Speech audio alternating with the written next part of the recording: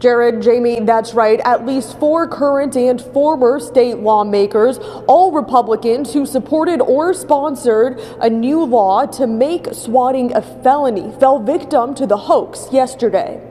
Double digits. There was over 10 officers that responded. That's State Representative Kevin Miller. He's one of the elected officials whose home was swatted on Tuesday under the pretense of a shooting situation. Miller tells me he first heard sirens in the afternoon. Out here in rural Licking County, you don't hear them a lot.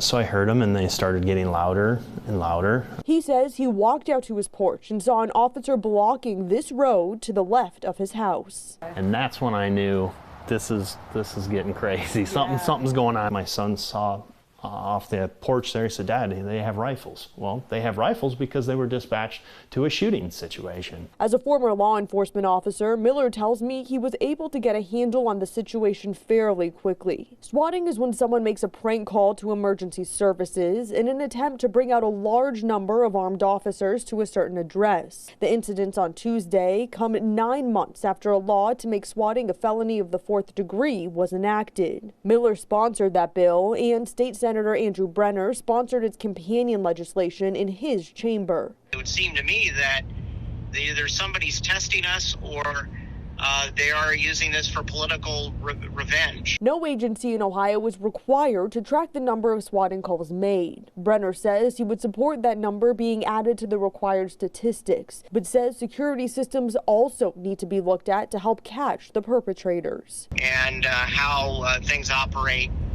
from the standpoint of making these calls so that more information is identifiable to law enforcement. This is serious. We have people who have been injured, have had heart attacks. Miller says the problem is also about resources. The world doesn't stop when this takes place. All those officers are out here.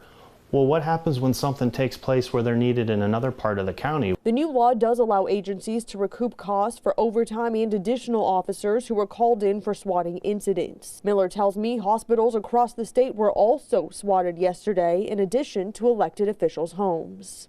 It just makes you wonder what sick individual would do something like this, really.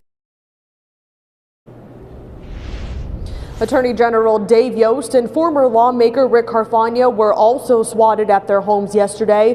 The FBI estimates 400 swatting calls are made across the country each year. Again, no agency here in Ohio is required to track that number for the state, but Miller tells me Ohio has seen an increased number these past few years. Local for you at the State House, I'm Natalie Fahmy, NBC4.